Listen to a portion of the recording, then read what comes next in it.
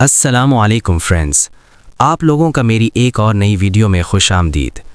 उम्मीद करता हूँ आप सब खैरियत से होंगे। दोस्तों, आप सब मेरी वीडियो ज़रूर देखते हैं लेकिन लाइक और सब्सक्राइब नहीं करते। सबसे पहले मेरी वीडियो को लाइक और चैनल को सब्सक्राइब कर दें। उम्मीद करता हूँ आपको ये वीडियो मेरी पिछली तमाम वीडियोज़ की तरह पसंद आएगी। मैं जब ये कहानी सुनाता हूँ तो मुझे मेसोपोटामिया की वो सुबह याद आती है जहाँ एक बच्चा आंखों में ख्वाब और दिल में खामोश कसम लिए खड़ा था। उसका नाम यूसुफ था, जो बाद में दुनिया उसे सलाहुद्दीन अय्यूबी के नाम से जानेगी। उस वक्त ना कोई ताज था, ना लश्कर, सिर्फ एक माँ की दुआ और बाप की तलवार की आवाज़। शहर के दरवाज़ों पर जंग की खबरें आम थीं और बच्चा हर रोज़ ये पूछता कि क्यों कुद्स पर गैरों का कब्जा है। उसके उस्ताद उसे सब्र और अदल का मतलब समझाते और कहते कि असल फतह तलवार से पहले दिल जीतने से होती है। मैं महसूस करता हूँ कि उस बच्चे के खामोश चेहरे पर एक रोशनी थी जो बता रही थी कि ये सफ़र सिर्फ जंग का नहीं, इंसाफ का होगा। यहीं से वो कहानी शुरू होती है जो सदियों तक सुनाई जाती रहेगी। कहानी आगे बढ़ती है तो मैं देखता हूँ कि यूसुफ जवानी की दहलीज पर कदम रखता है, जहां इल्म और डिसिप्लिन उसका असली हथियार बनते हैं। वो सिर्फ तलवार चलाना नहीं सीखता, बल्कि कुरान, तारीख और इंसाफ के उसूल भी समझता है। उसके घर का माहौल सादा था, लेकिन बातें गहरी होती थीं। उसके वालिद उसे बताते कि हुक्मरानी ताकत से नहीं, जिम्मेदारी से चलती है।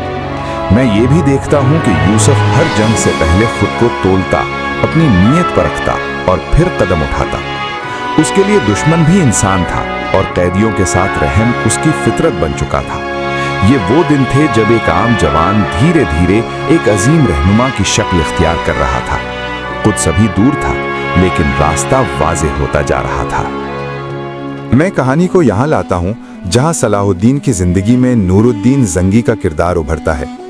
नूरुद्दीन सिर्फ सुल्तान नहीं था, बल्कि एक रहनुमा था जो अपने लश्कर से पहले अपने किरदार को मजबूत करता था। सलाहुद्दीन ने उससे सीखा कि हुक्मरान का असल इम्तिहान अमन के दौर में होता है, जंग में नहीं। मैं देखता हूँ कि कैसे सलाहुद्दीन उसके साथ बैठकर कुद्स की बात करता और नूरुद्दीन के चेहरे पर दर्द और उम्मीद दोनों नजर आते। ये मुलाकातें सलाहुद्दीन के लिए रहनुमा बन जाती हैं और उसके दिल में एक मिशन जन्म लेता है। वो समझ जाता है कि कुद्स सिर्फ शहर नहीं, एक अमानत है। इसी साए में सलाहुद्दीन का किरदार और भी निखरता चला जाता है। अब कहानी मिस्र का रुख करती है, जहां सलाहुद्दीन को जिम्मेदारी मिलती है कि निज़ाम को संभाले। मैं देखता हूं कि ये उसके लिए सिर्फ सियासत का इम्तिहान नहीं था, बल्कि सब्र और अदल का भी। मिस्र के लोग मुख्तलिफ थे, मसाइल गहरे थे, लेकिन सलाहुद्दीन ने तलवार के बजाय निज़ाम को तरजीह दी। उसने गरीबों के लिए दरवाजे खोले और फसाद को इंसाफ से ख़त्म करने की कोशिश की। मैं महसूस करता हूँ कि यहीं से लोग उस पर यकीन करने लगे।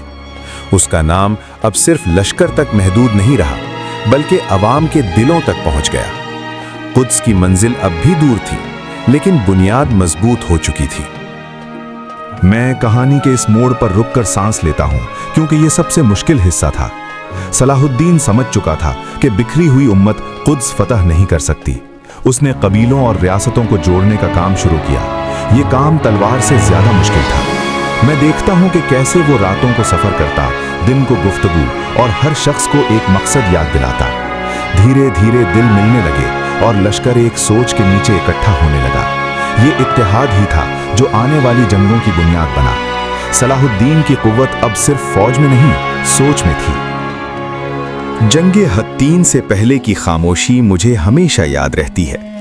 मैं देखता हूँ कि कैसे सलाहुद्दीन अपने लश्कर के दरमियान चलता है, हर चेहरे को देखता और दुआ करता। ये सिर्फ जंग नहीं थी, फैसला था। उसने पानी के चश्मों की हिफाजत की और अपनी स्ट्रैटेजी को सब्र से आगे बढ़ाया। मैं महसूस करता हूँ कि यहाँ उसका तजुर्बा बोल रहा था। लश्कर तैयार था, लेकिन सलाहुद्दीन की निगाह सिर्फ फतह पर नहीं, नुकसान कम करने पर भी थी। ये लम्हा तारीख का रुख बदलने वाला था। अब मैं उस लम्हे पर पहुंचता हूं जहां जंग छिड़ती है। हत्तीन के मैदानों में धूल और आवाज थी, लेकिन सलाहुद्दीन की स्ट्रैटेजी वाज़ेह थी। उसने दुश्मन को थकाकर उनकी रवानी रोकी और फिर फैसला कुन कदम उठाया। मैं ये भी देखता हूँ कि जंग के बाद कैदियों के साथ उसका रवैया रहम दिल था। ये फतह सिर्फ लश्कर की नहीं, किरदार की थी। हत्तीन के बाद रास्ता खुल चुका था और कुद्स अब नजर आने लगा था। कुछ के गिर्द घिराव डालते वक्त मैं सलाहुद्दीन के चेहरे पर संजीदगी देखता हूँ। ये शहर उसके लिए मुकद्दस था और वो खून खराबी नहीं चाहता था। उसने पहले गुफ्तगू का रास्ता इख्तियार किया। शहर के अंदर खौफ था, बाहर उम्मीद। दिन गुजरते गए और सलाहुद्दीन का सब्र उसकी सबसे बड़ी ताकत बन गया। वो हर फैसला सोच समझ कर करता, क्योंकि उसे मालूम था कि तारीख उसके कदम नाप रही है। जब कुद्स के दरवाजे खुले, मैं देखता हूं कि सलाहुद्दीन ने सर झुकाकर शुक्र अदा किया। ये फतह तलवार से ज्यादा सब्र की जीत थी। उसने शहर में अमन का ऐलान किया और मुकद्दस मकामात की हिफाजत का हुक्म दिया। दुनिया ने देखा कि फतह के बाद भी इंसाफ मुमकिन होता है। ये लम्हा सिर्फ कुद्स का नहीं, इंसानी तारीख का भी था। मैं यहाँ कहानी को और गहरा करता हूँ, क्योंकि असल इम्तिहान फतेह के बाद होता है। सलाहुद्दीन ने मुखालिफों को महफूज राह दी और शहर को नया निजाम दिया।